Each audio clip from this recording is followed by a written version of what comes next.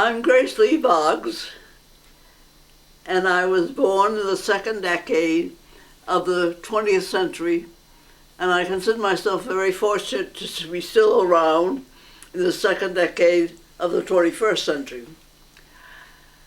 Most of my marbles were kind of hard of hearing.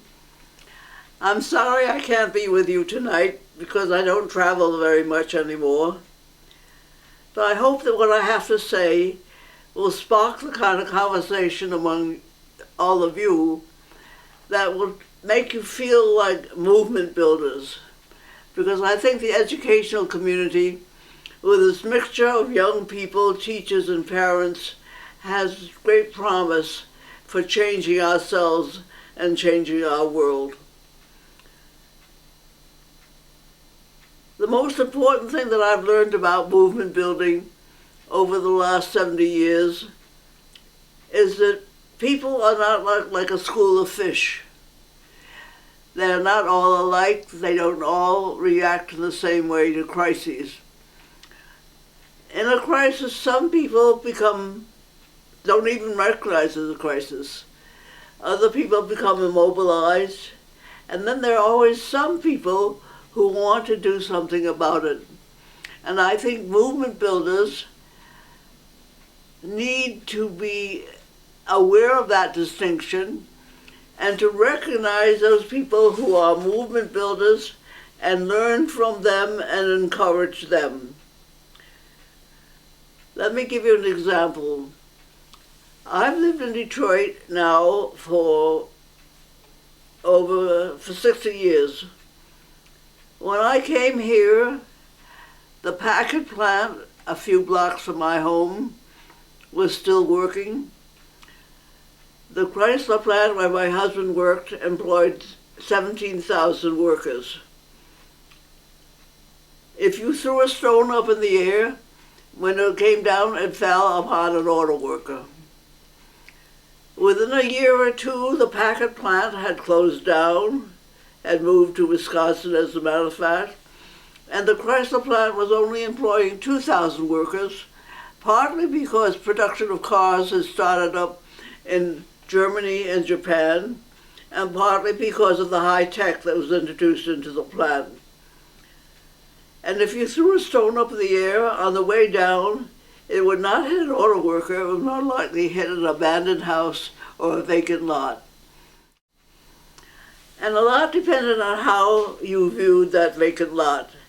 You could look at it as full of old mattresses, dead cats, and old rubber tires, or you could see it as some African Americans who had moved from the South and who used to make your way out of no way as the opportunity to plant food for the community and to teach young kids who've been raised in the city a different concept of process.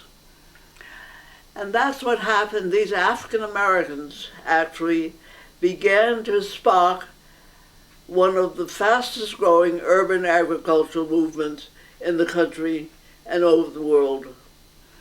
What has happened is the city is being replaced by the country in Detroit, or the country is replaced in the city. People are growing their own food.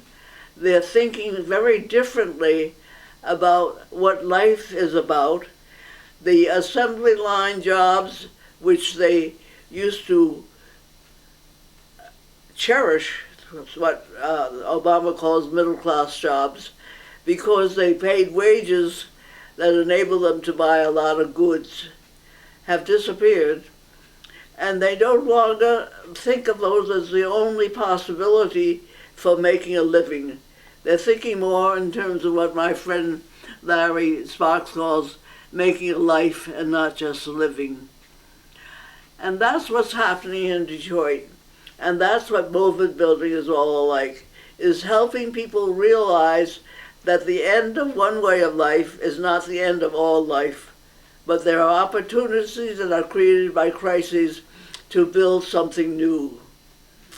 And I think that's what can happen in the educational community. If we recognize how profound the crisis is in our schools and in our educational institutions, If we recognize that the kind of schooling that we've had in the past, which was based on feeding young people with information, then testing them on it, that is obsolete. The whole concept of race to the top and no child left behind no longer works. We have to begin having a system of education where the desire, the passion to solve real problems which are in every human being and are especially in children are really recognized and encouraged. This is an opportunity for all of us to learn that movement building can actually requires a change, a fundamental change in the way we look at education. That a change in the way we look at education can also be a way of movement building for our society and for our cities.